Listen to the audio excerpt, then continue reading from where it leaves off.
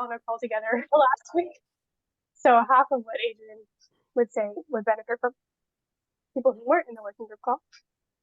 But I don't know, maybe Adrian, if you want to just start off with any of the latest updates for us. Sure. So looking at the document that I've been working on, for those of you who are not aware, I've been working as a consultant with Save the Children to finalize the educational volunteerism guide. I'm going to share my screen just to show this document. The two alternate titles are still at the top, and so I've been working on this, and I've organized the information that's coming from a lot of different spaces into this table of contents. That we have an introduction that talks about, why is it important? What are the benefits for volunteers, educational volunteerism? And then some principles around building partnerships, different types of volunteers and their roles, different volunteer models. And some of these models are very specific to organization, and some of them are just kind of general organizational structures. And then I've started working on this section on combinations, as people have been sending me information, like different ways that different projects have combined these different models to work for them, or maybe plan to. There's a section on recruitment of educational volunteers, capacity strengthening. And so this is kind of the capacity strengthening piece might have a little bit of blended talking about the models and the capacity strengthening. I'm also trying to integrate short little snippets of case studies instead of calling the case studies out as a separate component, but integrating them throughout the narrative. And then we have this section on incentivizing educational volunteers, the different types of incentives, such as social recognition, future job or education prospects, social benefits, financial benefits, and then managing volunteers. So I've also started a list of acronyms and some items in the annex if there are specific guides, specific structures, things that people are sending. I'm just creating like a list of links to those resources. So if anyone who's reading this wants to know about a specific model that's discussed, or reference a guide that's discussed, like World Vision's guide for JESI implementation and projects, I'll have all of that annexed at the end. Right now, I'm really working on combining all the information that's been sent to me. So some of that looks like putting it all where people suggest. Some of it looks like pulling information from these resources that have been sent. And some of it looks like breaking up different texts to fit into different sections. So people send me a description of their model, but part of that description might belong in the capacity section. Part of it might belong in the description of the model, and part of it might belong in the incentive section. My goal is to have a new draft of this completed, a complete draft with all the information that's been put in by tomorrow, probably by close of business, maybe late into the evening for me, depends, but I'm going to try to have it done by close of business and send that out to the whole group tomorrow. And then for the following 2 weeks, so from the 15th through December 1st, giving everyone the chance to read through it, give any additional feedback if they have additional examples to incorporate, other information, basic feedback from the field, like ground truthing everything that's written, because I myself have not personally led an education volunteerism project, but I'm trying to learn and understand and combine all the information that everyone has provided. So by the 1st of December, I'm looking to have all the potential feedback into the document. We'll have it on Google Drive, accessible and editable by anyone with the link. And then in the beginning of December, that first week, I'll integrate everyone's feedback and wrap it up. And the goal is to have it to Heidi by about the 7th for finalization by Save the Children. And our goal here is to have a really good quality guide that is pilotable, that is not something that's in a rough draft form at any stage, right? That it's a final guide that we could pilot. When I say we, I mean, you know, you all, that you can pilot with your partners and implementers and get real feedback on how to improve it, but have as much information and as thorough information as possible in the draft by early December. Awesome. Any Thank you, questions Adrian. about that? I put also the dates in the chat for anybody who needs them, and then maybe definitely could include them in the notes from this call as needed. But yeah, it'll be great. We're really excited to have feedback, not just from the working group, but if anybody in the wider group you didn't have time to, you know, maybe devote to the working group calls, but you do have time to review the draft, we would love to have your revisions and inputs in it to make it as good as it can be. So if you're able to block off time in the next 2 weeks, I know it's a little bit tough for those who are celebrating Thanksgiving, but hopefully you can find a little bit of time. And if you're really interested in reviewing, but you don't have time for the end of November, let me know and we'll see if we can get you to squeak in with me the last 2 days of Adrian's contract in early December to be able to do that. So, Heidi, just a question. Sorry, Adrian, go ahead.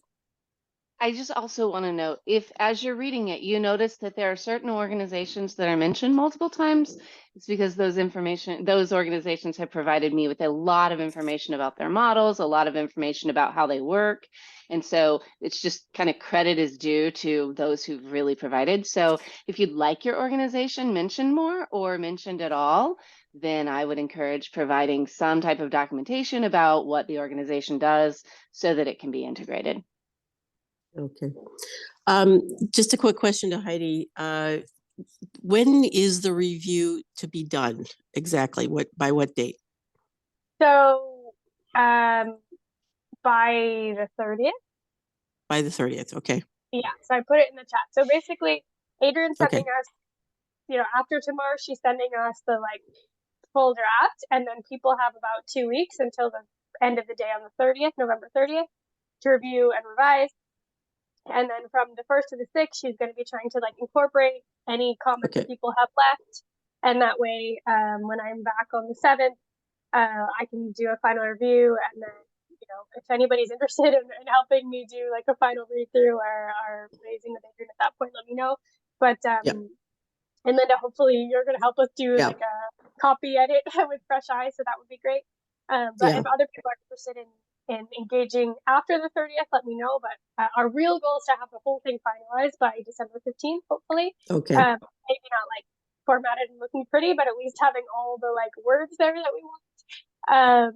That way, you know, it's available for people to pilot in the coming. Okay. Adrian, just so you know, I'm going to be working on just copying as we go through it over the next, not right now, but as soon as I get back to DC, I'll be doing that at the end of the week. And then all of next week, I'll be working on that. So any comments you can see in there. And then the final read through, I'm happy to help with that too, Heidi. Okay, great. And Effie, just a question to you. Do we need to say anything about Education Alliance in this document? I think the only thing we want to point out, so I'm finalizing the Ed Volunteerism webpage because we want to have that listed under our communities on the website. So I think it would be helpful to have a copy of everyone's official logo or whatever logo you'd like us to feature on the website. And I think I'll send an email. Linda will send an email asking for it. So if we could get that as soon as we can get them, then that's the only thing that I need to make the page go live. So that would be helpful if they could come in soon. Yeah. Okay, so we'll send that email out really like within by the end of the week.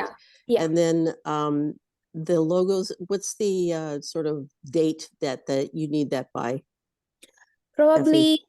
End of week next week is like a hard deadline, but anytime before that would be great. Yeah. Okay. Yeah. All right. Awesome. And Effie, just a cool question. If you already have our organization's logo somewhere else on the page, my assumption is you don't need them like somewhere else on M Education Alliances. So my assumption is you don't need them again, or do you need them again because you don't have access to those? I think I do need them just because we're using them. So how I understood this was we're using it for a completely different purpose. We still need to have permission to have it up on the website as part of the Ed Volunteerism group. Yeah. Got it. Okay, that's a helpful clarification. Okay. And then Linda, I don't know if you want to ping Tony if he's got time in the next 2 weeks to do a review. I think Yeah. he probably wants to see him education coming up a little more in the document than I'm guessing it is right now. So but I don't have the details as much on the youth ambassador model. So if you just want to ping Tony, I think he might be excited to review or to maybe assign somebody who knows about that model to review and add some suggestions. Sure. Yeah, sounds good. Sounds good. Yeah. Effie and I will work on that. Yep. Yeah. Thank you. Awesome. Any other questions for Adrian? Okay, well, thank you so much, Adrian. We're really looking forward to reading the draft.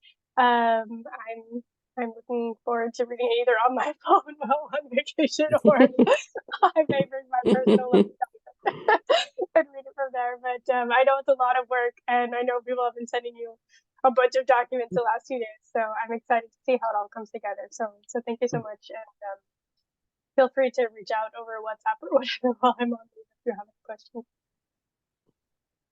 Great.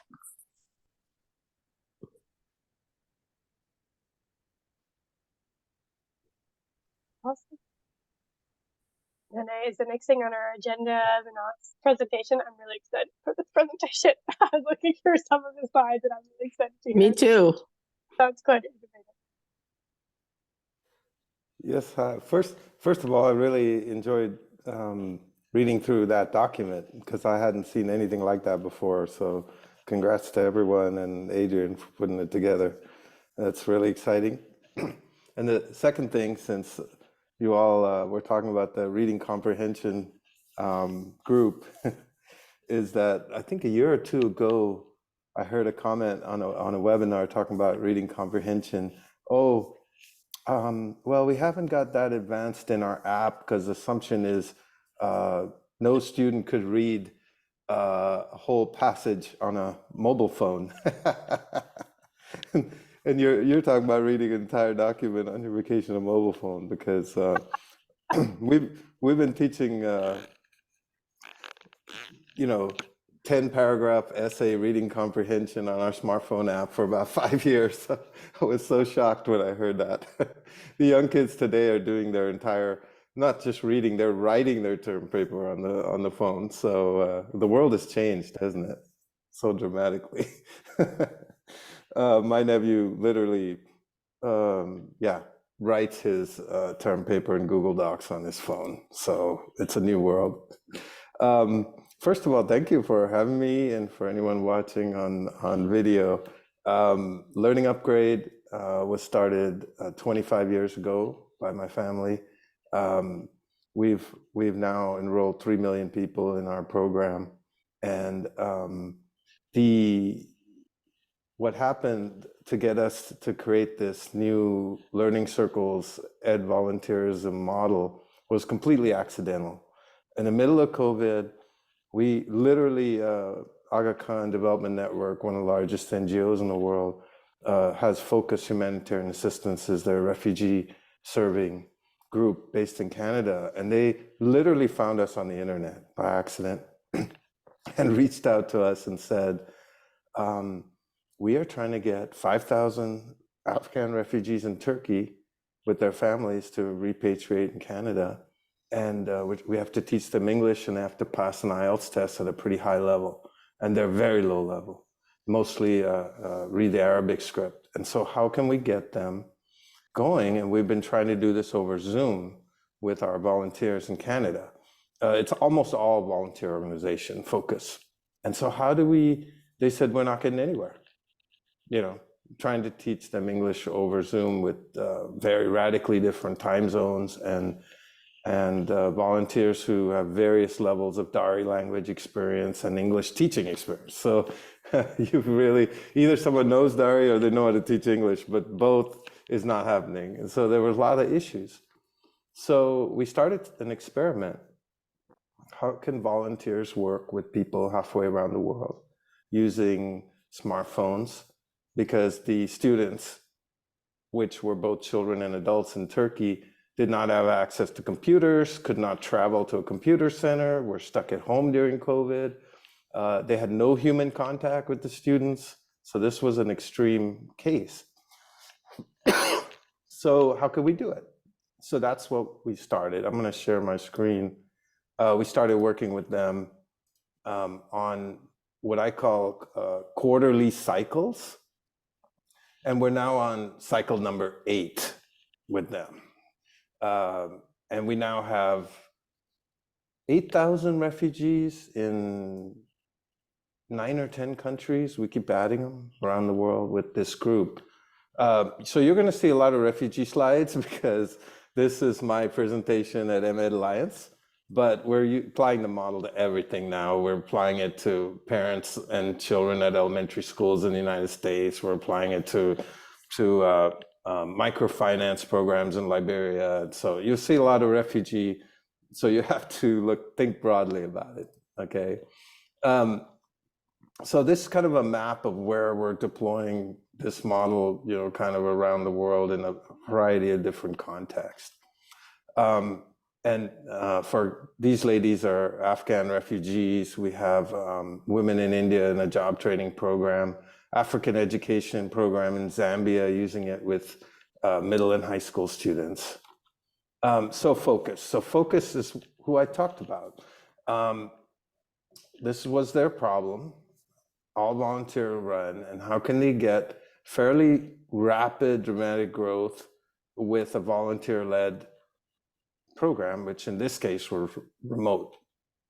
So we created with them what I call the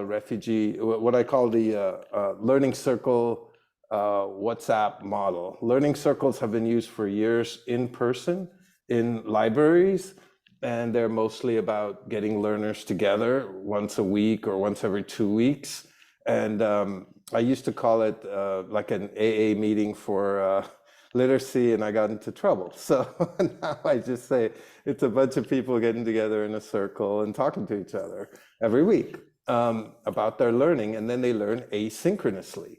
So we said, well, what if we have the meetings, on WhatsApp and Zoom, and what if we do this remotely, and what if the learning happens on our app? Can we do this whole model remotely? And David Rosen, who's one of the world experts on this model, worked with us a little bit on this. So basically we take 20 to 50 refugees. They're organized usually by learning level, sometimes by geography, sometimes by language, and one coach leads each group. Most of the time nowadays, that coach is also a refugee. It used to be the volunteers were Canadians, and now the volunteers are often the refugees who did the first cohorts a year ago. The WhatsApp groups and the Learning App Guide app provides the instruction. The students binge learn on their own. We'll get into that into a little more detail. And they complete a year of math or English each 3-month cycle. So every 3 months, they're finishing 1 year of math or English. So what's a learning circle? Well, group of learners who create a community, and the volunteer helps them create that community. So you're trying not to make it volunteer and learner one-on-one. You're trying to make a group of people together learning, and they also talk to each other about non-learning subjects. They become a bunch of friends, right? Basically. And we've been using WhatsApp communities for this. This is something new. I don't know if you all know about this, but WhatsApp has had groups for a long time, but now they have communities which are much more formal, where an organization can create communities and then can send out messages to everyone, and administrators can remove people from groups who are not behaving well and things like that. So it's much more formal and much better suited to something like this, a volunteer-based group. Okay, so what does this look like? in each 3-month cycle, we do step 1, which is we train the volunteers. Those are usually 1-hour sessions on Zoom, and we're trying to get the volunteers to know how to log in, how to add students, how to basically track progress and celebrate success. So the second step is enrolling students, getting them a WhatsApp account, getting them an account with Learning Upgrade, and getting the app on their phones, things like that. Third step, off they go. They're completing lessons. They're trying to complete 60 lessons in one course every 3 months. And the volunteer is logging into the learning management system, viewing the reports. Oh, why haven't you started yet? Do you need some help? Or, oh, wow, you earned a certificate. Congrats. So all these messages are going back and forth in the WhatsApp group. And then finally, celebrating student success. And this final step takes place in person, for example, in Africa with African Education Program, but with food and, handing out certificates and all kinds of fun. With Focus, they actually have all the country students get together on Zoom once a quarter. And I've had to speak on some of those. It's amazing because they'll have Dari language performers singing. And they actually have movie credits with all the people who earn certificates. But I think the most interesting part is they recognize all the volunteers. So each volunteer is recognized. Sometimes they have the volunteers speak. They always put their names up, their groups, and it makes the volunteers feel fantastic. The last one we did was 280 students from 6 countries on Zoom together. And the volunteers were there, and each group and student was together with the volunteer on screen. This really nice job. So this is just some data. This is just interesting what can happen when you get a group of people all working together towards one mission and the volunteers really pushing them, which is that we started with 50 student pilot. This is the first 2-3 month cycles during COVID in 2021. And if you look here, the blue is pre-A1. For those of you who know the Sefer scale, pre-A1 means you can't read English at all. I mean, 0, right? You're not yet on the scale. And then 6 months later, you can kind of see where people have reached. Some have reached C1, which is a fairly high level of proficiency, some B1 and B2, and very few are pre-A1. These were the ones who never logged in, right? So we realized that there was a lot of power here, that we actually had people passing the IELTS test who, by the way, now live in Canada. So, I mean, it's quite a remarkable progression. And so why did it happen? And we looked at the data. And it turns out the magic to the Learning Circles volunteer group was this graph.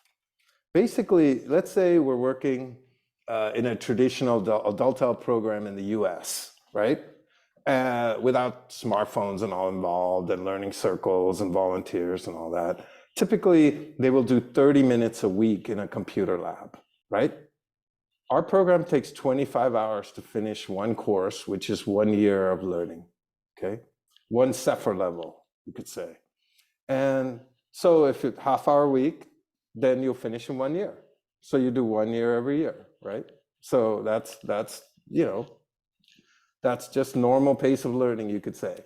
Well, in Turkey, we saw 4x, meaning 2 hours a week, 4 times as much time on task average per week. What that means is every 3 months now, you're finishing a course, getting a certificate, making 1 year growth. And then we saw quite a few of the refugees actually appear at 4 hours a week, which means every 6 weeks they're learning a whole year of English. And this is because many were unemployed, they were really motivated, and then off they go. So how were they doing so much time if they had jobs, their moms, their everything else? Well, it turns out we analyzed the data, and they were doing their work mostly between 8 at night and 2 in the morning, Turkey time. Why? How? Right? Well, this is a volunteer-led asynchronous learning model, right? What that means is you learn when you want. So when were they learning? They were using the time after the kids go to bed, when they would normally do TikTok and WhatsApp and Zoom and social media, right? So in other words, Learning Upgrade was replacing that. And then the volunteers were sending out messages, and they were sending out their pictures of their certificates, and they were creating competition. And you saw your friend, you know, get a certificate, and now you're upset, and now you're kind of catch up. And so you had all the aspects of social media, all the aspects of gaming kind of combined into one. Plus, of course, these people want to get repatriated or get jobs. And so there was a lot of motivation. So many of them went through this entire sequence, you know, English, math, and then digital literacy, work-life soft skills, and financial literacy. So, you know, went through basically all of our courses over a period of a year. Okay, so I don't want to go too much into our app, because any instructional material that's asynchronous could be used in this model. And since we're focused on the volunteering part, this is what our app looks like. It has 27 courses.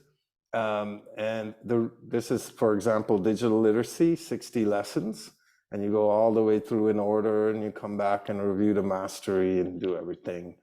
But why do people do it late at night? This is important, whatever asynchronous materials you use with your students in this kind of model. It has, I'll use the technical term, it has to be fun. Okay, meaning no one's going to do something on their own late at night if it's boring. So if it was created with a standard learning engine and looks like every other online course ever made, then they're not going to do it. So our program is created with a game engine and uses songs. We have 400 original songs, and everything is a video game, and all kinds of music from around the world. And basically, people want to do one more lesson because they have no idea what crazy thing we're going to do in the next lesson. So it's a fairly simple formula that they're 10-minute lessons, bite-size. And we call it binge learning, because just like Netflix, you finish one lesson and you say, I'm going to go to sleep. No, I'll do one more lesson. And then it's 2 a.m, right? So that's the basic strategy. So the lessons have 5,000 pieces of audio, I think, per course. So they're constantly talking to you. Every time you get something wrong, it's telling you, no, do this, do that, do that. And we animate and record every single question of remediation. This is an example of what happens when the volunteers are orienting the students on Zoom or sending messages on WhatsApp. They will send a message, you know, we want you to finish in 12 weeks. We want you to spend 20 to 30 minutes a day. You need to complete one course level in 12 weeks. You know, get 90% or better on every lesson, you know. So there's a whole bunch of these kind of slides that Focus created that now we're using around the world. They were nice enough to just give us all their materials. This is an example of a celebration. I actually went to this celebration of a Somali group here in the US, and they made me hand out certificates. So, and they had some fantastic food. So when they're in person, these celebrations are really, you know, amazing. But even on Zoom, it's also interesting how they work out. So some of the takeaways now that we're on version 8 of this are, number one, it's really important to match sometimes with lower level students in particular, the culture of the students and the volunteers. Because the volunteers in our case don't have to actually teach, you know, they don't have to be expert, let's say reading or math teachers or digital literacy teachers. It's more important actually to match, for example, if they're Dari speaking and they're very low level in English, it's nice for the volunteer to be Dari speaking. If they're refugees, nice if the volunteers are refugee. You know, there's certain things that can really help with matching culture. Also, it's important for the cohort to have something in common, right? So if they're either, for example, if they're at the same level in reading, or if they're at from a similar geography, oh, we're all from this town or area in Kenya, then they have something in common.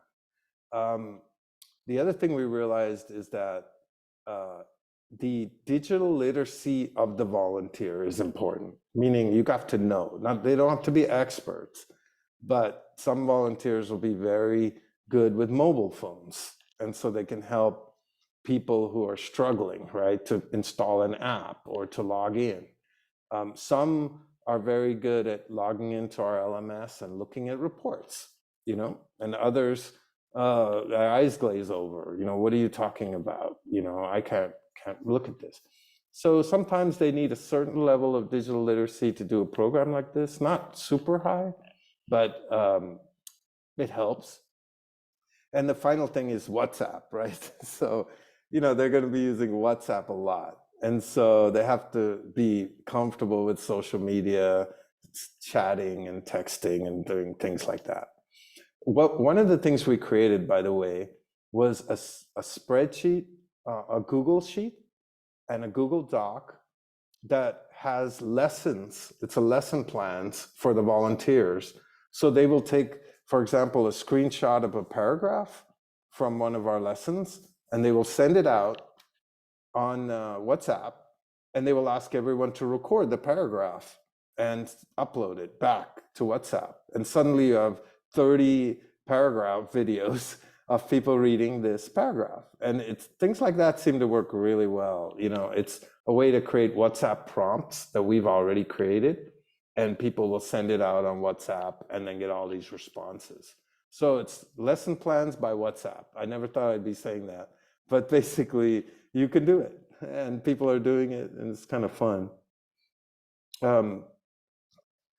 Right now, we've got Rescue Wing using this in quite a few countries. The story I have from that is that Haneen, who works with us, was working with Rescue Wing, and a group in Ghana had just started. They were 1 week in, and all of a sudden a student puts a certificate in WhatsApp. And she thought, no way, 25 hours of work in 1 week. Well, she had done 25 hours of work in 1 week, and we can track that, right? We know every single time you log in, so teachers can see all that. Yeah, she had done it many hours a day, late at night. So that's an example of what happens when the volunteers and the group work together. Shared Action Africa, we're working in some of the refugee settlements in Uganda with them. Lutheran Immigration Refugee Service is one of the repatriation agencies in the US, right, for the federal government. And so we're working with the Ukrainian refugees in South Carolina with them using this same model. And then Catholic Charities in the Midwest. This is just the refugee serving, but we're doing a lot of work in Africa with parent and child 2-gen learning, with women and girls programs, and a lot of different programs. One of the things that we're finding, though, is that and I don't know exactly how, but refugee leaders are finding us through social media. And they reach out to us and say, we heard that you have this, and guess what? We have a little lab that was donated, and we have volunteers, and we're trying to get people to Amazon certified, because then they can earn $500 a month while here in the refugee camp. And so we want to do this. This is what Generation Aid did in the Kakuma refugee camp in Kenya. And so, yeah, we said, great, let's sign you up. Let's go. And literally refugee volunteers. Bluebird Soccer Academy is like 8 to 14-year-old children in a refugee settlement. We've been working with them with math a lot. And Honor the Promise is Afghan refugees. So that's how that works. And anyone who, I'll put my email in the chat, but if you want to reach me, vinod@learningupgrade.com. We'd love to chat with you about the model, or if you want to if you want to try it out in your situation, then we just set you up and you can start trying it out.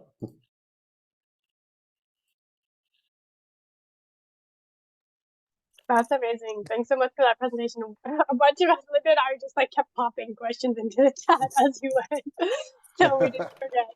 And I'm sure there's going to be more as we discuss. But maybe first, I was wondering, what language are the learning materials in? Are they always in English, or do they change for every context where you go, and how does that work? You know, the onboarding we've done in a lot of different languages to get people on to the program and, you know, things like that. Once they're in the program, they are learning English. There's subtitles in other languages, but they are trying to learn English and they are learning in English. Yeah. Okay, very interesting. And Linda had a question: do the volunteers get a chance to go through the course as well, or do they just have that like initial onboarding but then don't go into the course? The volunteers themselves get full student accounts. Yeah, Linda, I mean, we found this out really early. It's really important, you know? And so we actually create a class with just the volunteers in it. And we give as students, I mean, they have their teacher accounts, but we give them a student account. And we tell them to go in and we unlock it so they can jump around. Normally students have to earn, you know, 75% on one, go to two, go in order and all. But the volunteers, we let them jump around. And it's very important. It's very important. Because Learning Upgrade's used a lot for teacher training around the world.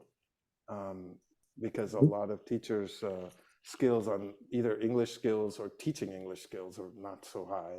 And math is a whole nother story. So we use a lot for teacher training, but that helps a lot. And in fact, I got a message from African Education Program that they put a volunteer on early on, and then they played till, you know, almost all night. And then next day, yeah, it helps a lot. It really does. When you get because if the volunteers get hooked on it and understand the power of it, then they're more likely to be excited about it. And so that model, yeah, the model works really well when the volunteers have some buy-in.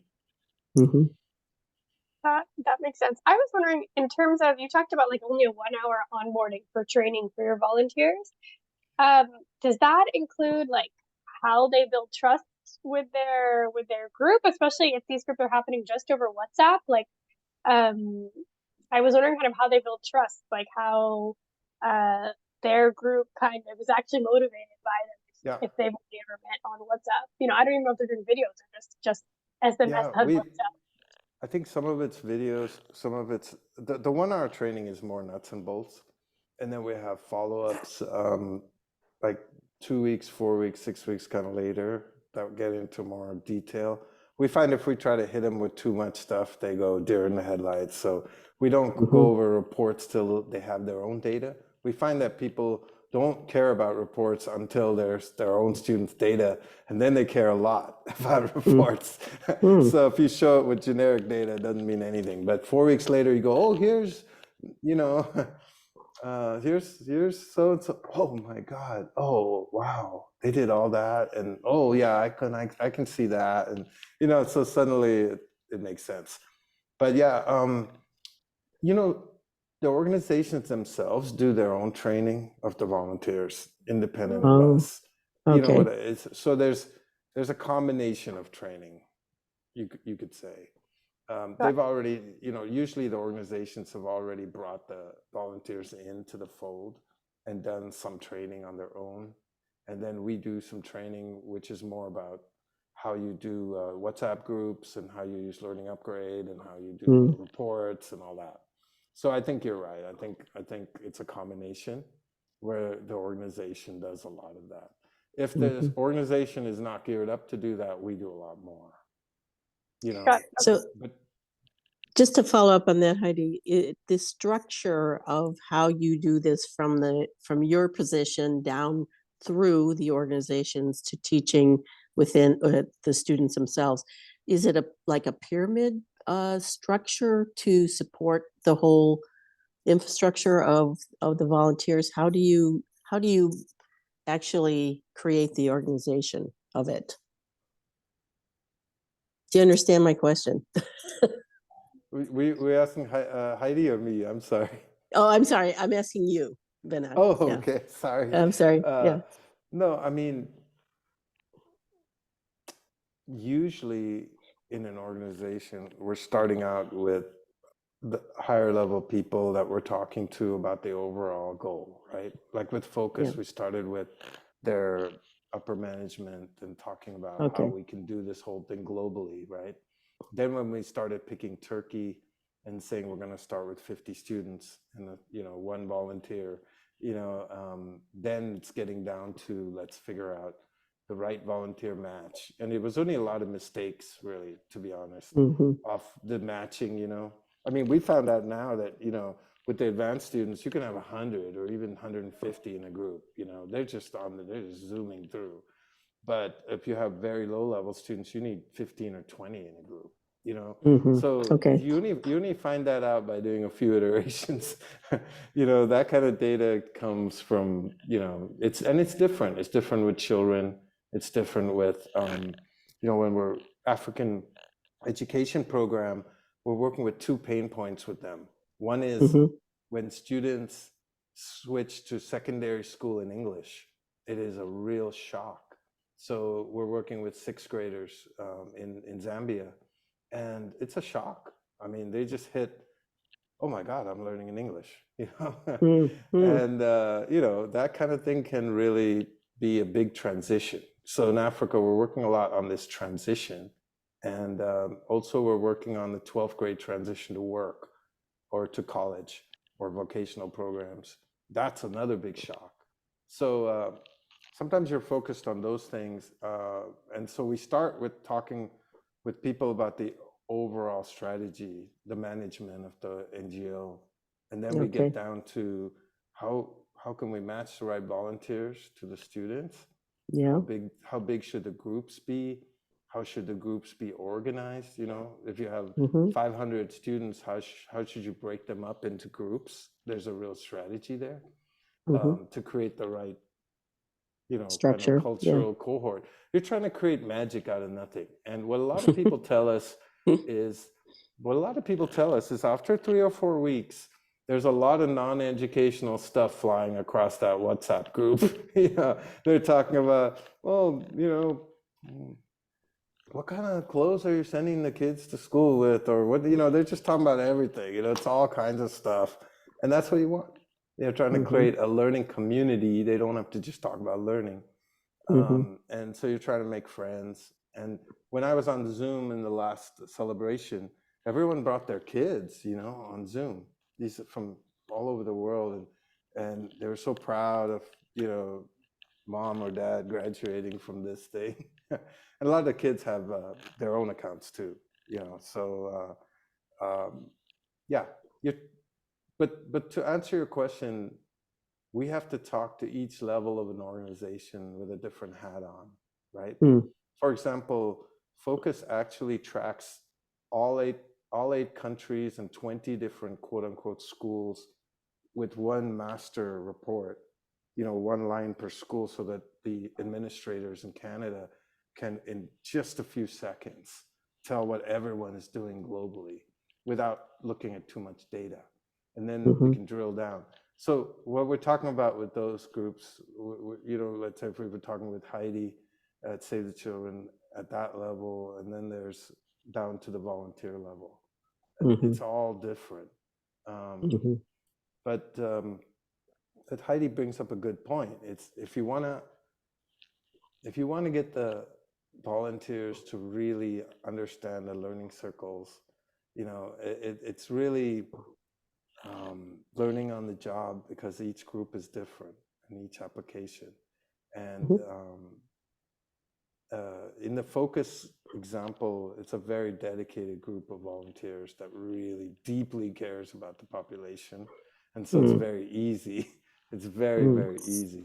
What we found out with LERS is that if you just pick, all these volunteers from all around the country raise their hand, and now we're matching them to, let's say Syrian refugees in Florida, and you've got a volunteer in Honolulu, 6 time zones over, who is not an Arabic speaker, not the same culture, you know, so you get some real mismatches, and so you have to think about that.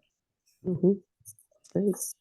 Is there any other than sort of personal satisfaction in that, like as you said, some volunteers are just motivated because they want to be, or I mean, eventually it sounds like they make the right match, they get motivated because they care about the people in the groups. But is there any other kind of like external motivation or incentivization or like scheme that any of these organizations are giving to their volunteers, like, or is it like true volunteerism, like there's no kind of financial or in kind or any motivation? I mean, this model, first of all, this model can be used by staff that are paid. We have programs that have paid staff that are the coaches. So the coaches don't have to be volunteers. Most of them are, but they don't have to be.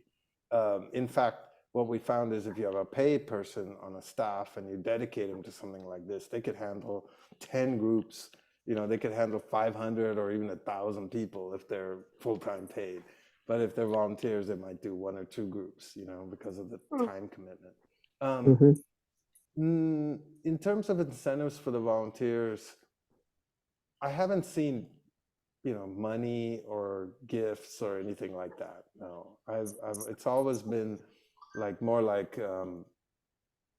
celebrations, recognition, making them feel good about what they're doing. That's why I think the celebrations are so important, because, you know, they're volunteering for a reason, you know, for the feeling. And if you create a great feeling where, oh, here's my students, they're all on with me, and you know, we're going to spend a few minutes on each volunteer's cohort and ask you a few questions about it, and you know, I find that kind of thing means the most to volunteers, is just making them feel good that they made a huge difference, you know, that kind of thing.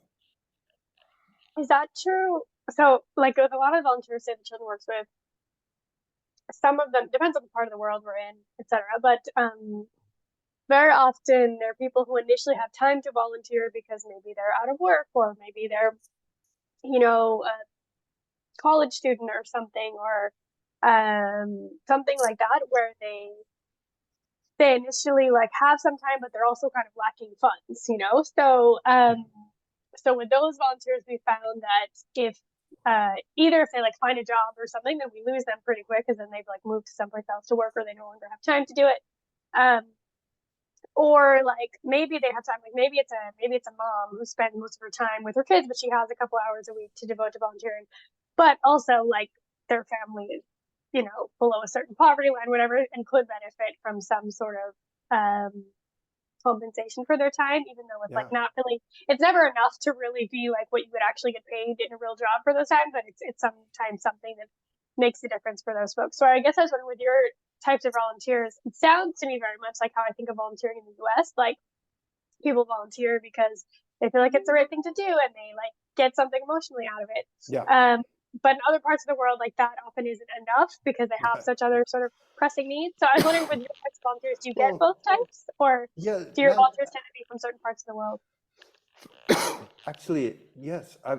What I want to say is, Focus, for example, started using the refugees themselves who went through the program as the volunteer, as the coaches.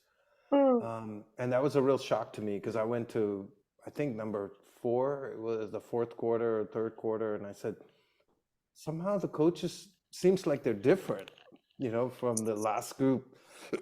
Sorry. And they said, no, these are the refugees who went through the program 2 cycles ago. And they've been the best coaches, I mean, by far, because they've been through the program. They also are refugees, they can feel for it, but they were starting to be paid by the organization. And so it ended up being a jobs program. It helped it helped everything. So I think you're right. In those situations, they could be paid, and it could really be effective. But I was also going to say, just looking at the cohort directly for your volunteers is extremely effective. And Focus even wrote a paper on this. It was called turning students into teachers. And really, it's pretty amazing model because you can imagine that if you have a microfinance program or you have a parent-child program, and suddenly you're using the top, in their case, they took anyone C1 level or above and said, hey, do you want to be a coach? And lots of them said yes. So really, this is a big thing that could be used anywhere in the world, which is, and actually it's even being used now that I think of it with some of the older youth in our programs in Africa, you know, where you can take, let's say 11th, 12th grade youth and say, hey, can you be a coach in the next program and we'll pay you. So yeah, Heidi, now that I think about it, it is being used, but I would say that it's best used when you use the same cohort, the students. No, that makes a lot of sense. It reminds me of in El Salvador, we have colleagues who went through our sponsorship program as children, and they have later become volunteers and then staff. And they're some of like the most dedicated people I've seen because they know what it's like to go through the process. So yeah, that's a really good lesson. I hope we can capture that in our guide. We just have 2 minutes left, so I'm glad we had extra time to like really dig into your presentation, Vinod, because it's been super interesting. And it's interesting kind of how your kind of model sort of layers in on existing volunteer models, which is hopefully what we're hoping to do with this guide, is encourage different types of layering for sustainability and that kind of thing. Right. So I think that can be super helpful. And selfishly, outside of volunteerism for Save the Children, I know we occasionally have programs where we are looking to support teachers' English language skills or other language skills. So I mean, I'll go send out your note to our colleagues just as an FYI, in case it's a context where smartphones and things might work. But I really appreciate your taking the time to present. I don't know, Effie or Linda, if you have other like last burning questions for Vinod before we jump off. No burning question, but I think it would be great if we, Vinod, did you send your presentation to Effie yet? I can send this one I just showed, which is also on the, it's also on MED. Okay. But I'll send it to Effie right now. Okay, and I think probably, I don't know, Heidi, if you think this is a good idea or not, but I think some of the like his presentation, for example, I think we could put in the annex or in the somehow link it to the paper so that people can access I mean, if it we're easily. able to put like this recording and his PowerPoint on that webpage that Emmett is doing, if you're able to do that, then we can put those links directly in the report as resource, or sorry, in the guide as resources. So I think that's super useful. Okay. And Vinod, you also mentioned that focus report turning students into teachers. Yes. Happen to have access to that and can forward that to us, that would also I'll send all of you that link because that's a really neat paper. That's awesome. Well, I do have to jump off now for another call, but thank you so much. This was super fascinating, and it's always great to be in touch and great to be just thinking further and deeper on educational volunteerism. And I'm excited to see how we can all keep learning from each other to help everybody learn. Great. So, thank you so much. Okay. Bye-bye. Bye. Bye.